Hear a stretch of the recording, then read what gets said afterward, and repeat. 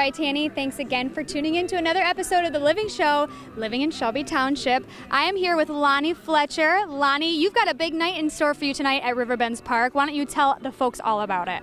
Well, I think it's our second time here. We were here a couple years ago.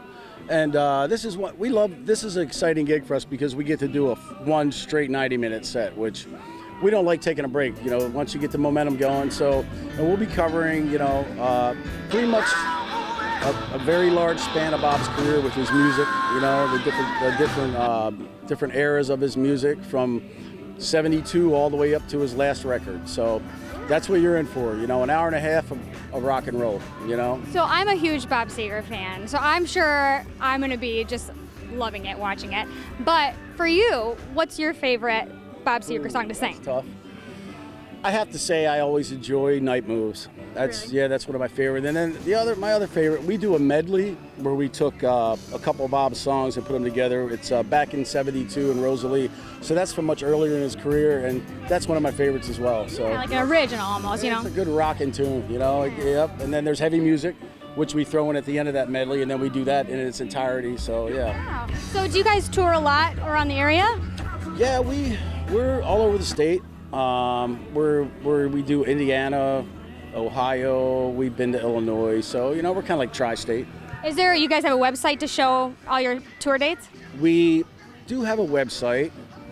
Or Facebook even? Facebook will direct you to our website, so basically it's Kathmandu Bob Seger Tribute. Okay, yep. Awesome. Yep. Well, we are really excited. Everything now, right, I know. Social media is a way to go. But yeah. That's right. Well, thank you so much for talking to us. I'm so excited to see you guys up there. All here. Yeah, it's going to be fun, so we will enjoy it, and we'll enjoy watching you. Thank you, Sounds Lonnie. Good. Thank you.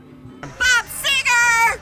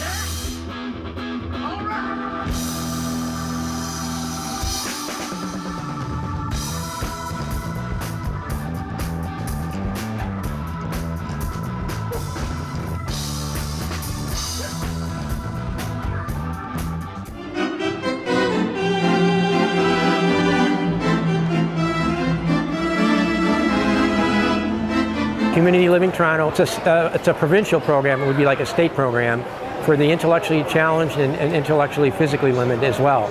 So they're adults with varying degrees and in all ways, shapes, and forms. But they accommodate all of them, and they have all these great programs in Toronto to get them signed up with. The work programs so they can work and make money and feel like they're contributing. About 23 years ago, in a fall day in September, we were at a Tiger game, my family and our neighbors, and nobody around us except this one row with 4 guys and a gal. And they were a special needs group from Toronto, as we found out later. So one of them turned around and started talking to me, and one thing led to another, and all of a sudden, we're working on getting a trip put together for them to come to Detroit for a Red Wing game. So I was able to get tickets and pull it all together. And in December that year, we did our first outing downtown.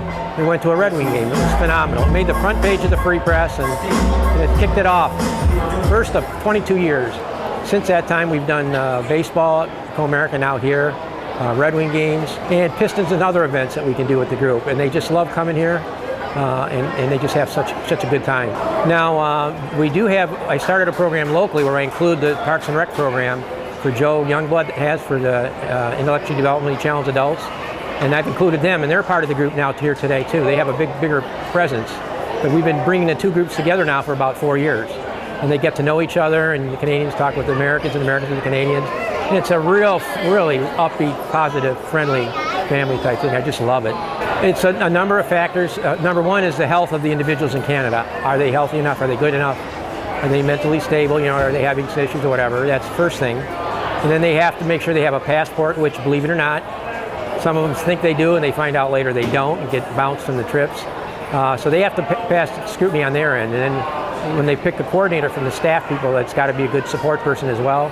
Then that's the first step. And then I have to work out dates that we can work with their schedule, then get the rooms, and then get the tickets. So it's a multifaceted for me. I have it down to a science. And so many groups like Uno's, Pizzeria, Hyatt Place, they jump at the chance to be able to help. And they come to me and say, hey, when's your next outing? We'd love to be able to support it, give you rooms, or, you know, Uno's just hosted a big party today for that. Jimmy John's, Andy Appleby is an amazing man, and he's been supporting me for 5 years. He came to me 5 years ago and said, look, I saw your great story.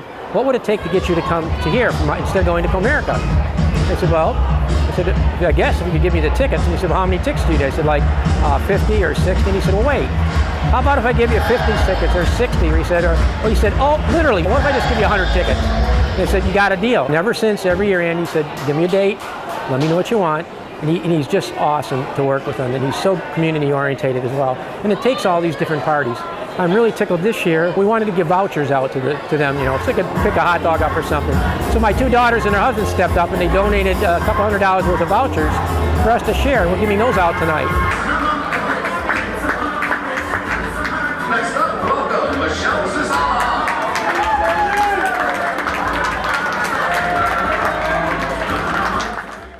Michelle's an awesome young lady. She's like 52.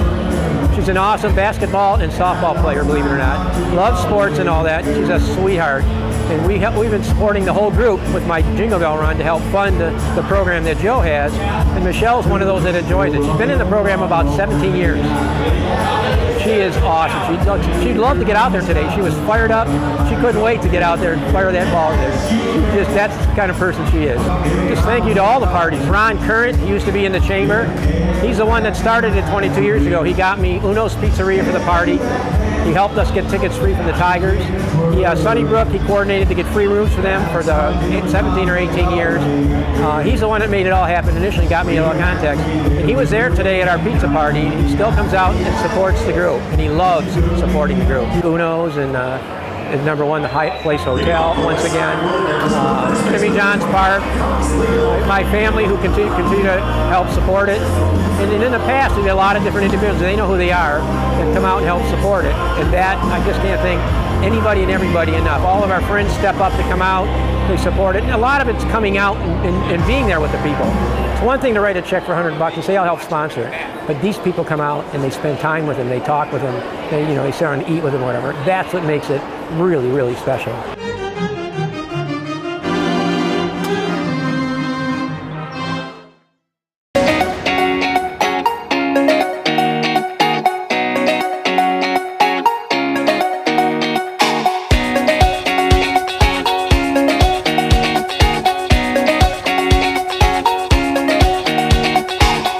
The Shelby Township Parks and Recreation Department hosted its annual flea market sale at Whispering Woods Kiwanis Park. Here, residents across Shelby Township were welcome to set up shop with their own vehicles in the beautiful park grounds at the low cost of $15 for a 15 by 15 space, where lost antiquities could become the next treasure. Anywhere from thrifted clothing, house decor, classic CDs, and everything in between was on the bargaining table for patrons whose entrance was free of charge to browse. For those interested in participating as a vendor for future Shelby Township flea markets, residents are encouraged to contact Parks and Recreation directly at 586-731-0300 or visit online at register.shelbytwp.org. This is Zach Hamilla, Shelby TV.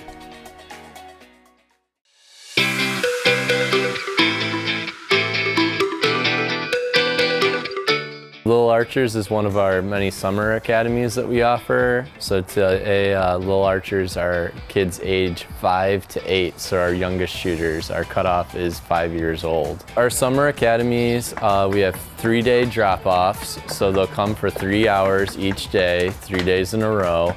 And in the beginning, we're really just focusing on safety and building confidence and getting them where they can just shoot straight and safely.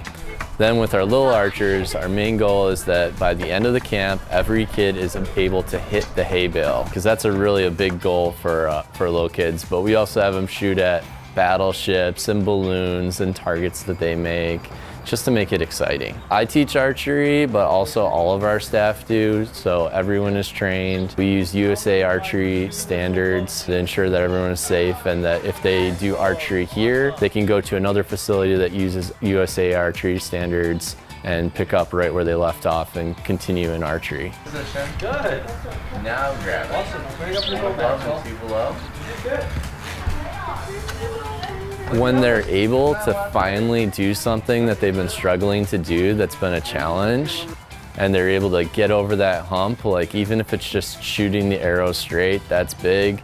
And also just seeing kids come back year after year and seeing them progress in that, and just really enjoying getting into this. And some kids I know will go on to do it, you know, maybe even as a sport. So they can give us a call at the Nature Center or go on our website. We offer our summer academies, which they fill up really, really fast. So we have our little archers age 5 to 8, and then we have our archery basics age 9 to 13. But we also offer birthday parties at the Nature Center, and archery is one of the options as programming that goes with it. And we offer field trips. So we have homeschool groups come, scout groups come, just regular school groups come. So there's multiple ways to try out archery at the Nature Center.